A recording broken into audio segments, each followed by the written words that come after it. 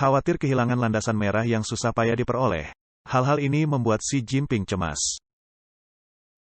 Pada pagi hari tanggal 2 Februari Xi Jinping, Kepala Partai Komunis China, langsung menuju gedung peringatan pertempuran Pingxing dan menekankan pentingnya menghargai tanah merah yang diperoleh dengan susah payah pada mereka yang bersamanya.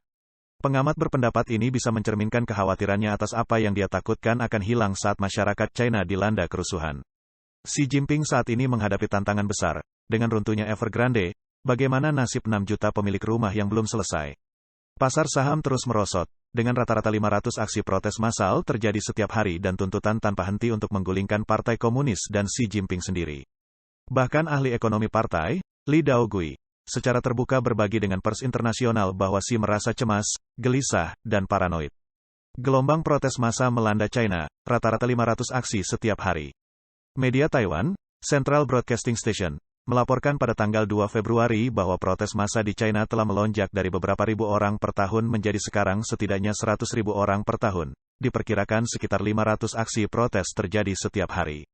Liu Jinchai, dosen jurusan hubungan masyarakat di Universitas Foguang, menyoroti bahwa insiden melonjak dari 8.700 pada tahun 1993 menjadi 10.000 pada tahun berikutnya, mencapai 60.000 pada tahun 2003, dan melampaui 90.000 pada tahun 2009.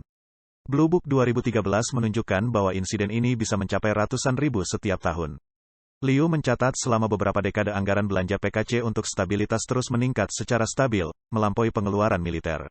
Upaya partai untuk meredam perbedaan pendapat publik dan menjaga stabilitas sosial dan rezim menunjukkan bahwa ia sedang bergulat dengan ancaman keamanan internal dan eksternal yang signifikan, sehingga membutuhkan investasi besar dalam pertahanan dan pengawasan publik. Pendekatan otoriter ini justru telah meningkatkan ketegangan sosial, menunjukkan bahwa gesekan di dalam masyarakat lebih parah daripada dengan musuh eksternal. Meskipun sebagian besar protes bersifat non-politik, Gerakan Kertas Putih telah menuntut agar Xi Jinping dan Partai Komunis mundur, menandai tuntutan politik yang jelas. Liu menyampaikan kepada media Taiwan bahwa dia secara khusus membahas perlunya mengelola risiko politik pada pertemuan Politbiro, menyoroti pentingnya menangani bahaya tersembunyi dengan segera, untuk mencegahnya meningkat menjadi ancaman politik. Ini menunjukkan kekhawatiran bahwa masalah politik dapat secara pribadi menargetkan Xi dan menantang pemerintahan partai. Menjelang sesi pleno kedua Komite Sentral ke-20 PKC dan sesi 2 Beijing pada tanggal 21 Februari tahun 2023, sebuah spanduk yang berani bertuliskan menuntut kejatuhan Partai Komunis dan Xi Jinping dipasang di Wanda Plaza di Jinan, Provinsi Shandong. Acara ini menyusul protes akar rumput lain terhadap PKC dan kepemimpinannya yang dimulai ketika Pang Lifa membentangkan spanduk di jembatan Siuwei Beijing yang menuntut pemogokan, boikot kelas, dan pemakzulan Xi Jinping pengkhianat nasional yang diktator. Liu percaya bahwa gerakan seperti Gerakan Kertas Putih dapat terus muncul bersamaan dengan protes keuangan yang dipicu oleh penggalangan dana ilegal dan demonstrasi pekerja kolektif. Tanpa reformasi politik proaktif dari PKC untuk memenuhi tuntutan demokratisasi, umur panjang rezim terancam.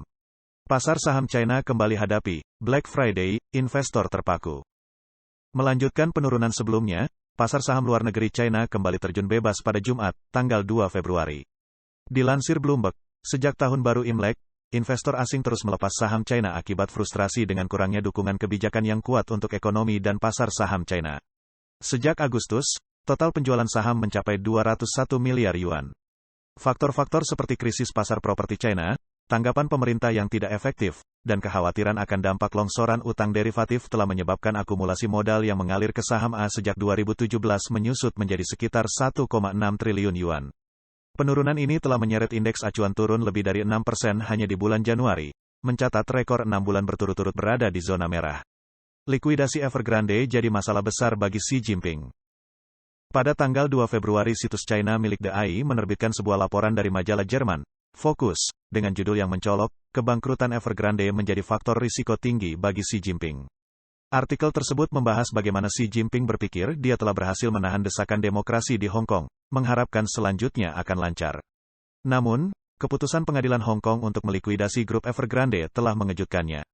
Artikel dari Jerman ini menyatakan bahwa Xi mungkin sedang marah atas keputusan ini. Menurut pandangan diktatornya, hukum seharusnya berada di bawah Partai Komunis, bukan menantangnya. Xi memiliki rencana untuk mendinginkan sektor properti yang memanas, tampaknya lebih memilih perusahaan yang sejalan dengan agenda partai.